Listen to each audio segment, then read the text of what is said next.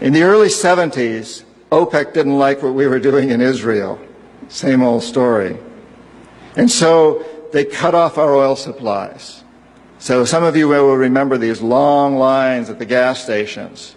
And we feared we were going to have another depression like the 1929 depression. And so the U.S. Treasury Department came to me and other economic hitmen and said, listen, you know, we can't allow OPEC to blackmail us anymore. You guys got to come up with a plan so this will never happen again. We knew that that plan had to involve Saudi Arabia because it had more oil than anybody else, and it also, the House of Saud, the royal family, was corrupt and corruptible.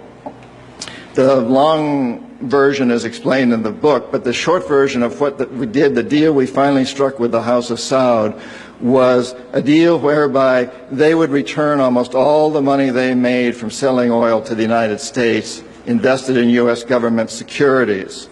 The U.S. Treasury Department would use the interest from those securities, which over the years has amounted to trillions of dollars, to hire U.S. companies to westernize Saudi Arabia, build petrochemical complexes, desalinization plants, whole cities out of the desert, McDonald's and all the other things that go along with our Western culture. The House of Saud would also agree to keep the price of oil within limits acceptable to the oil companies, possibly not acceptable to you and me, but acceptable to the oil companies. And this is very, very important.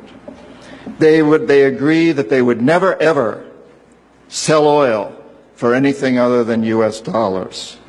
This happened in the early 70s, right after we'd gone off the gold standard because we were bankrupt, because we could not pay off our debts to European countries in gold. Nixon took us off the gold standard. And then we were stuck with a situation as why will anybody in the world use dollars?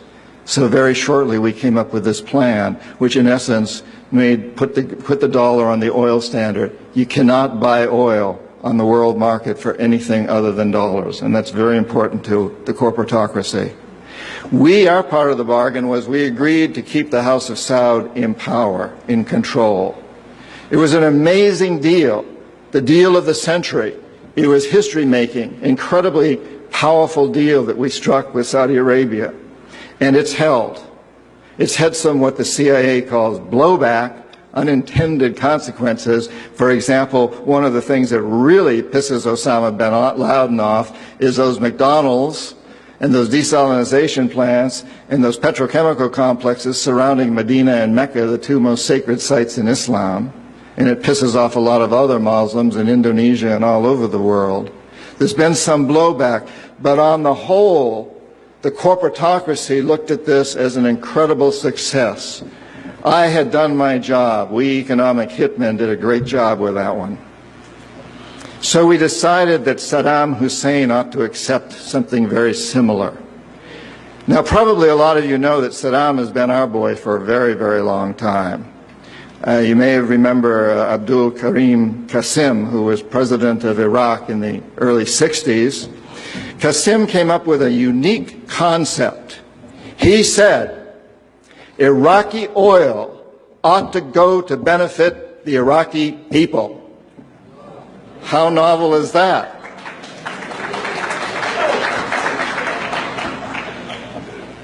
But we didn't like that very much. He began to tax the oil companies, particularly the British and some American companies, and threatened to nationalize our oil companies. And so we decided that Qasim had to go. The CIA sent an assassination team. It was headed by a man who was still going through high school, an Iraqi citizen who was still going through high school. They riddled Qasim's car with bullets on the streets of Baghdad and missed him. The head of this assassination team was wounded and fled to Syria. His name was Saddam Hussein. He was a CIA agent in those days, an assassin for us. He failed. And so the CIA went directly, and this is all history, I'm not creating this. CIA went in and had Qasim publicly executed on Iraqi television. They put Saddam's cousin in charge. He became president of Iraq, and Saddam became vice president in charge of security. Eventually, as you know, he became president. He was our boy. He was our man. And so and we sold him a lot of, and gave him a lot of tanks. We built him, Bechtel built him big chemical, I don't know, my father-in-law was chief architect at Bechtel, built Saddam big chemical plants that were used, and we knew that they were used to make mustard gas and other chemical weapons that were being employed against the Kurds and later the Iranians. We knew this, but we sold him these things.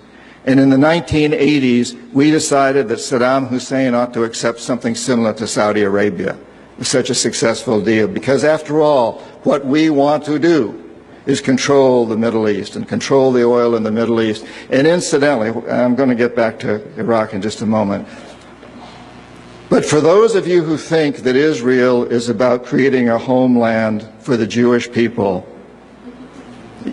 you're as deceived as most of them are. It's partly about that, perhaps, but what it's really about is creating a surrogate fortress in the middle of the Middle East.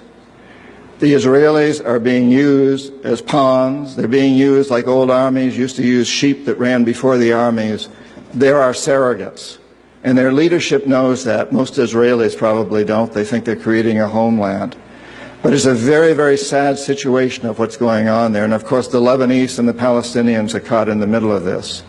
And Iraq is part of that too. We have to remember that Middle Eastern oil is the oil that's used by a great deal of Europe and China and Japan. If we control Middle Eastern oil, we control our biggest potential competitors: Japan, China, Europe.